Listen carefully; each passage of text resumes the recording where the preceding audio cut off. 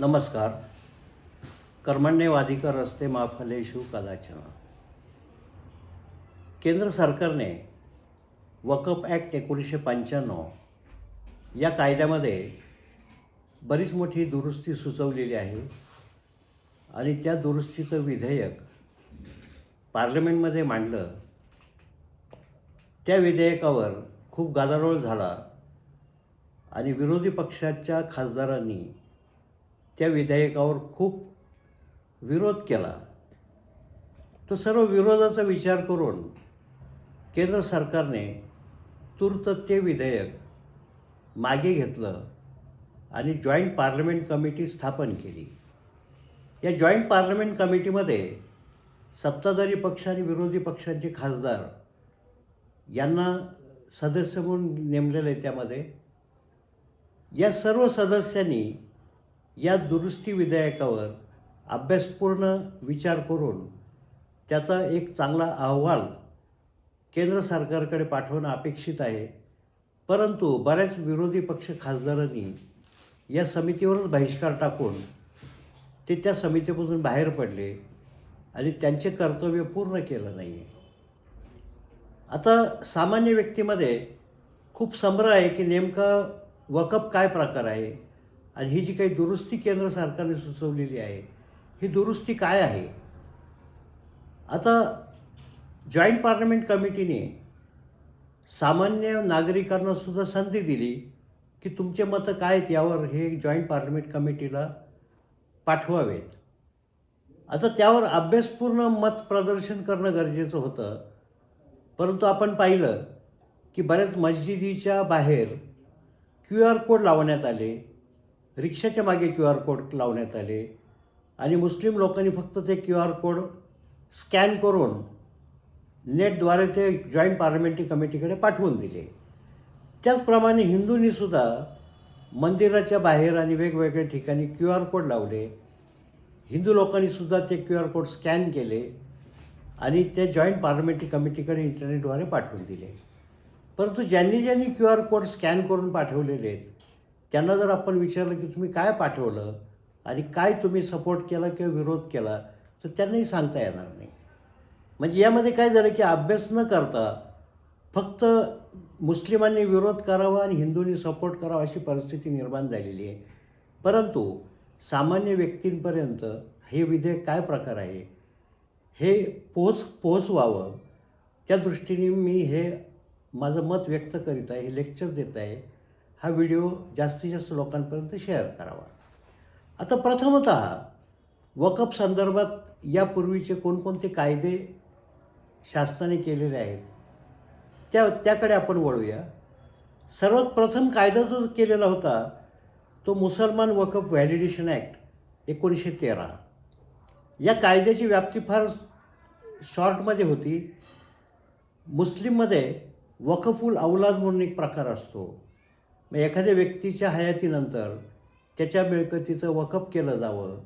परंतु केव्हा ज्यावेळेला त्याच्या कुटुंबात पुत्र संतती नसते त्यावेळेला त्या मिळकतीचं वक्फ केलं जावं. अशी जी काही तरतूद केलेली असते ती कायदेशीर असावी, असे वक्फ कायदेशीर असावेत या दृष्टीने 1913चा हा कायदा पास करण्यात आलेला होता. त्याची व्याप्ती फार थोडी होती, त्यामध्ये काही फार मोठी व्याप्ती नव्हती. मुसलमान वक्फ ॲक्ट 1923 हा खरा वक्फ संदर्भात प्रथमतः केलेला कायदा होता. त्यानंतर 1954मध्ये वक्फ ॲक्ट 1954 हा कायदा पास करण्यात आला. तो कायदा नोटिफिकेशनने वेगवेगळ्या एरियामध्ये लागू करण्यात आला. महाराष्ट्रामध्ये फक्त पूर्वीचा जो हैदराबाद स्टेटचा पार्ट होता म्हणजे बीड आहे, उस्मानाबाद आहे, नांदेड आहे, औरंगाबाद जिल्हा आहे, या एरियालाच तो लागू करण्यात आलेला होता. बाकी इतर एरियात तो काही लागू करण्यात आलेला नव्हता. त्यानंतर वक्फ ॲक्ट 1995 हा कायदा नवीन कायदा अंमलात आला. तो संपूर्ण महाराष्ट्र, संपूर्ण भारतात लागू करण्यात आला आणि त्यामध्ये 1954चा कायदा हा रद्द करून हा नवीन कायदा अस्तित्वात आणला.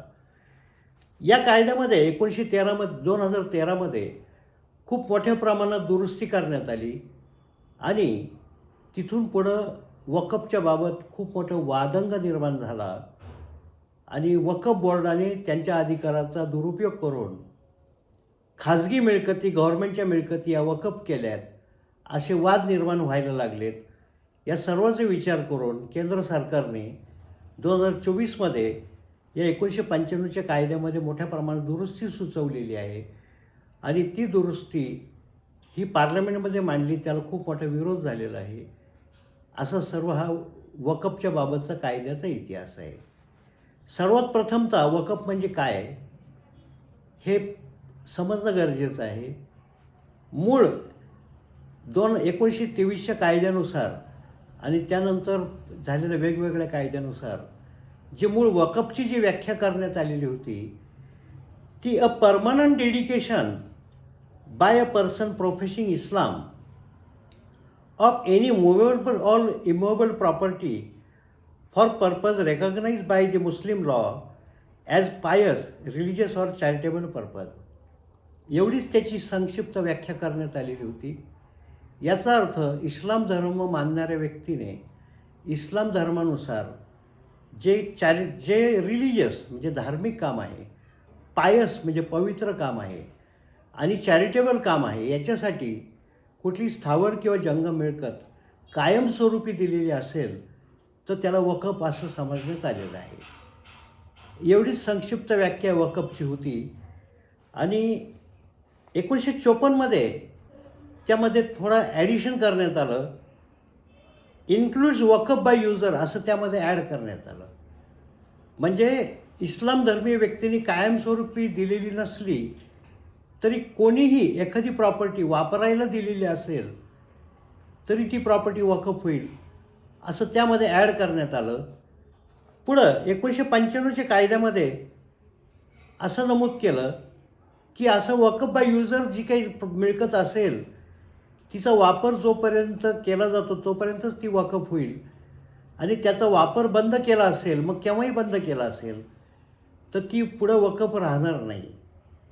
त्या 2013मध्ये जी अमेंडमेंट आलेली आहे वक्फ बाय युजरमध्ये की पूर्वी कोणीतरी ती प्रॉपर्टी वापरायला दिली किंवा वापरण्यात असेल, दिली असेल असं नाही आहे, वक्फसाठी वापरण्यात आलेली असेल परंतु त्याचा वापरमध्ये बंद जरी झाला असेल तरी ती प्रॉपर्टी वक्फ राहील अशी त्यामध्ये दुरुस्ती केलेली आहे.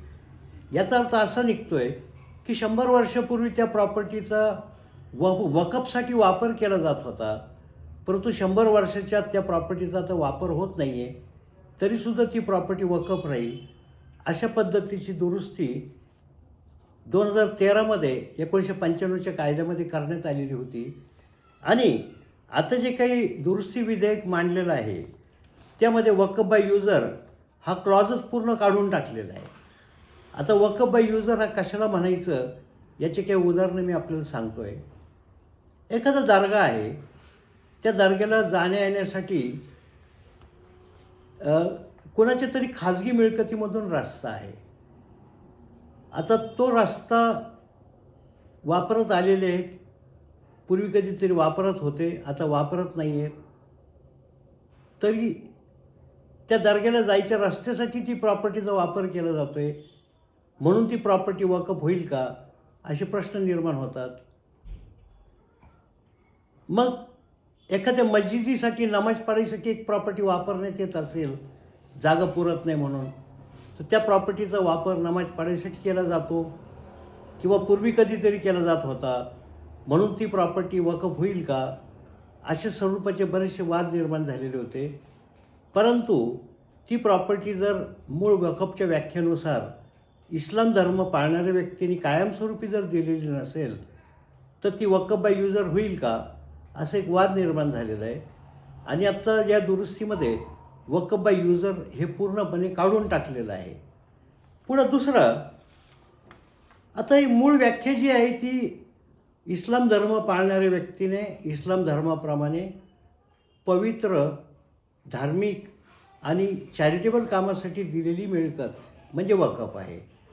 आता 1995चा जो कायदा आहे त्या कायद्याचं सेक्शन 104 त्यामध्ये अशी तरतूद आणली 104मध्ये की इस्लाम धर्म पाळणाऱ्या व्यतिरिक्त इतर कुठल्याही धर्मीय व्यक्तीने, म्हणजे तो हिंदू असेल, ख्रिश्चन असेल, शीख असेल, जैन असेल, कोणी असेल, त्यांनी जर त्याची मिळकत ही वकफच्या सपोर्टसाठी दिलेली असेल, वकफच्या सपोर्टसाठी म्हणजे कसं, मस्जिदीच्या सपोर्टसाठी दिलेली असेल, ईदगाहच्या सपोर्टसाठी, ईदगाह म्हणजे जिथं ईदेचा नमाज पडला जातो त्याला ईदगाह म्हणतात. इमामरा म्हणजे मोहरमच्या पूर्वी शियापंथीय लोक काही ठिकाणी एक ठिकाणी शांत ध्यानस्थ वगैरे बसलेले असतात की त्या वातावरणात त्यांना एक शांतता मिळावी या दृष्टीने त्याला इमामरा म्हटलेलं आहे.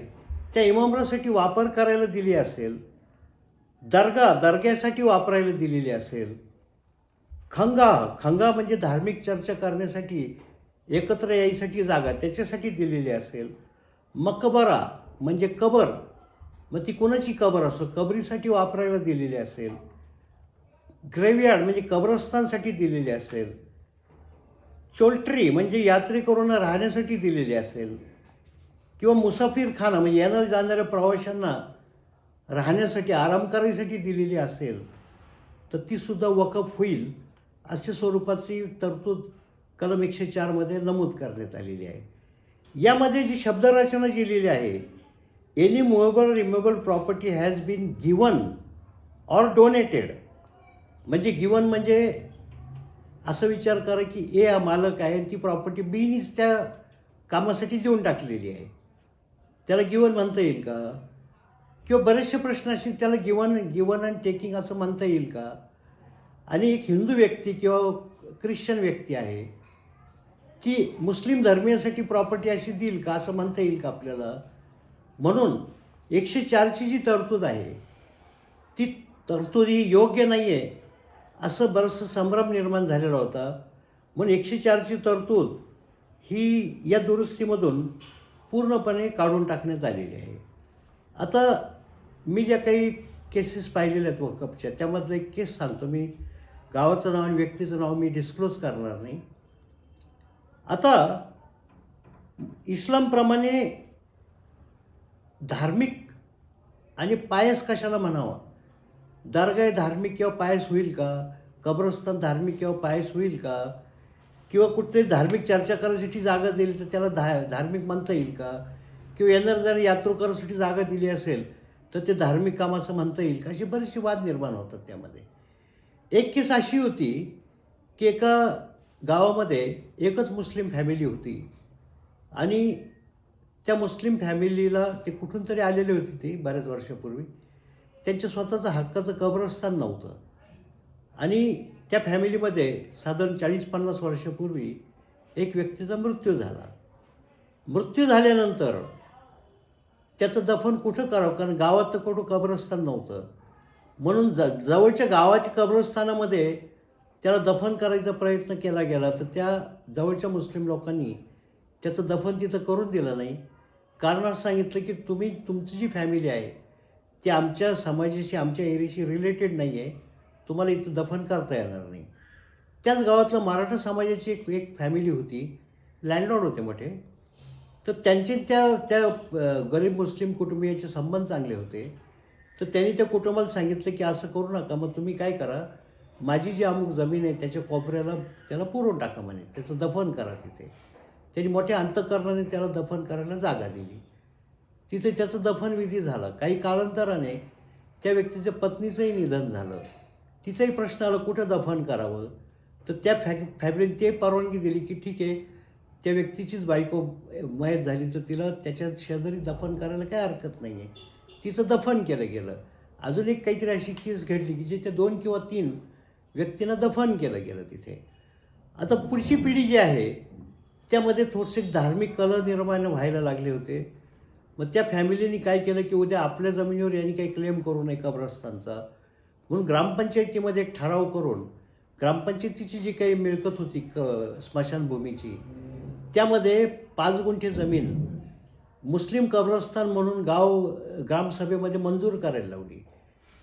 त्या जमिनीच्या रेकॉर्ड ऑफ राईटला मुस्लिम कब्रस्तानची नोंद केली आणि त्या फॅमिलीला सांगितलं की तुम्हाला कब्रस्तान स्वतंत्र दिलेलं आहे, इथून पुढचं तुमचे काही जर काही डेथ झाल्या त्या कब्रस्तानमध्ये तुम्ही त्याचं दफन करत जा. त्या फॅमिलीने त्या कब्रस्तानचे मंजूर केलं, तिथं दफन करायला मना केली. आम्ही काही इथं करणार नाही, आम्ही ज्या जमिनीत दफन करतो तिथंच करू बरं का. तिथून पुढं वाद निर्माण झाला. त्या फॅमिलीने वक्फ बोर्डाकडे एक अर्ज दिला की गावामधला अमुक गट नंबर जो आहे ती आमची कब्रस्तानाची जागा आहे, वक्फच्या रजिस्टरला त्याची नोंद करण्यात यावी. वक्फ बोर्डाने कुठल्या तरी एका वृत्तपत्रामध्ये एक निवेदन दिलं की यांनी असा अर्ज दिला की ही जमीन कब्रस्तानची आहे.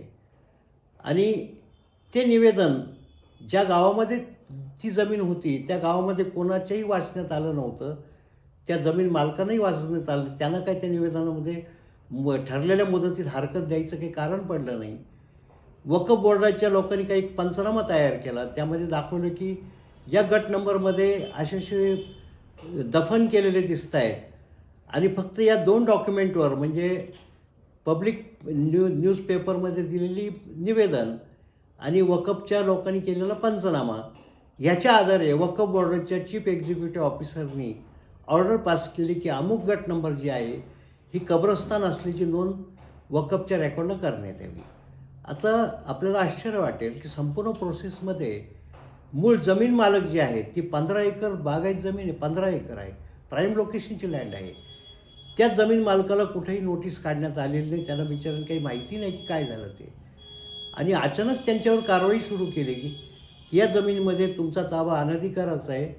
आणि जे खरे मालक होते त्यांच्याविरुद्ध वक्फ बोर्डाने नोटीस काढली सेक्शन 41 खाली की तुम्ही या जमिनीचा ताबा सोडून द्या, त्या वक्फच्या ताब्यात तुमची जमीन देऊन टाका. आता त्यांचं असं म्हणणं आहे की तुम्ही या जमिनीत दफन करायला परवानगी दिलेली आहे, त्यामुळे वक्फ बाय युजर ही संपूर्ण गट नंबर हा वक्फचा झालेला आहे. हे आपण मान्य करू शकू का की तुम्ही एकाला 1-2 त्याला डेड बॉडी पुरायला परवानगी देता म्हणून ती प्रॉपर्टी वक्फची होईल हे तुम्हाला मान्य होईल का? तर ते वक्फ बाय युजरमध्ये बसवलेला किस्सा आहे. आता कुठंतरी मस्जिद आहे, मस्जिदीचे तिथं नमाज पडायला जागा नाही आहे आणि कोणी हिंदू व्यक्तीने किंवा ख्रिश्चन व्यक्तीने मुस्लिम समाजाला परवानगी दिली की बुवा ईदच्या नमाजाला तुम्हाला मोठी गर्दी असते, तुम्हाला जागा नाही आहे, तर माझ्या जागेमध्ये तुम्ही नमाज पडा, हरकत नाही बाबा, चांगलं काम करताय, मग तुम्हाला नमाज पडायला परवानगी दिली म्हणून ती प्रॉपर्टी वक्फची होईल ही गोष्ट आपल्याला डायजेस्ट होईल का? म्हणून केंद्र सरकारने आत्ताची जी अमेंडमेंट सुचवलेली आहे त्यामधून 104 कलमच पूर्ण डिलीट केलेलं आहे. आता सर्व पार्लमेंट सदस्यांचं कर्तव्य आहे की याचं शहानिशी करावी आणि यामध्ये खरंच इंटेलेक्च्युअली विचार करून ही अमेंडमेंट योग्य वाटते का अयोग्य वाटते याचा विचार करणं गरजेचं आहे. तर त्यामुळे प्रथमतः हा प्रश्न येतो आहे की वक्फचे जे काही काम चाललेलं आहे हे योग्य आहे का? म्हणून मुद्दाम या भाग नंबर 1मध्ये मी वक्फ म्हणजे काय आहे आणि त्याबाबत जी काही दुरुस्ती होते आहे एवढाच पार्ट आत्ता घेतो आहे. बाकीचा उर्वरित पार्ट मी भाग नंबर 2मध्ये घेणार आहे. भाग नंबर 2चा आपण वाट पाहावी. धन्यवाद.